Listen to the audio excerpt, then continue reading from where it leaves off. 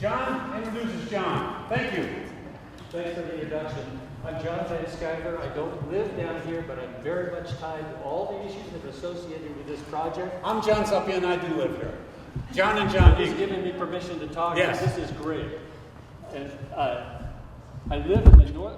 In the southern end. I live near the city park, and so that we have something going on there, which is a redesign of City Park Golf Course. We're going to put a very large detention structure there, have to rebuild the entire park, and cut down 200 trees. We're concerned about that. But we're not just concerned about that end of it. We're concerned about the 39th Street canal that's going to be stretching down, catching all the runoff that doesn't get stuck, doesn't get held in the detention area at the City Park Golf Course, and it routes it over to Globeville Landing. But we're not just concerned about that.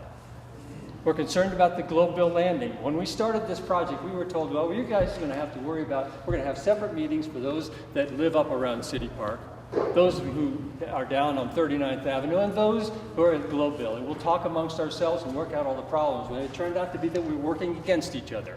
Residential neighborhood associations that were supposed to be worrying about just our specific areas, but that doesn't work in this situation, and we're not doing that way. We're working it as a group. And so even though these petitions were signed, this is a list of people, there's over 2,000 people signed here, and they put comments right next to their name, and you can come along and read it if you want to. They went on our website, and they found a place where they could comment on what's going to be happening at City Park Golf Course or the other areas in terms of this project. And they wrote comments there. You might want to look at a few of them.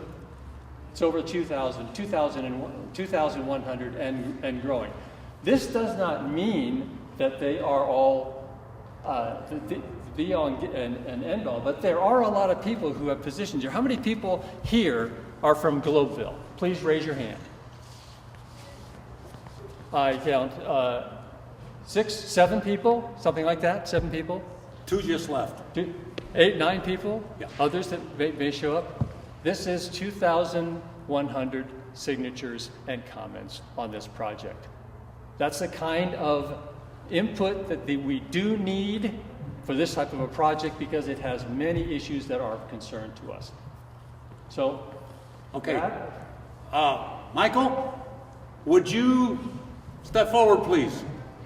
Would you make note of what this is and tell Mayor Hancock tomorrow morning, or first chance you get, of the concerns here? You do that for us? Absolutely. Thank you much. Good. Thank Can you. I take these? You guys have a copy? yeah, you can take these, yes. Or better yet, we can march down and present them This if you'd like. is only 1,500, so the other ones, I don't think we have scrolled up. But this can go. Yeah, and the comments we have in a separate document, so they're not on here. These are just, There are some with comments over here. Okay. And Michael, I think you need to emphasize, if you don't want to or you can't, then some of us can. We got to convince the mayor to take a second look at this, a real, wholeheartedly second look. You need to convince him of that. Otherwise, we're going to have to go down there and convince the mayor ourselves. We'll do it. Okay. Can you explain why Yes. we need to have a pause? Because What's happening in Globeville? it's going to be flooded again and again and again. So that's important that the mayor understand that this would be a good show of faith to let's get moving forward on things that will benefit all of the city of Denver, not just part of it. And I feel for people that have been flooded in other areas, but damn it, we don't have to take the brunt of the city's flooding.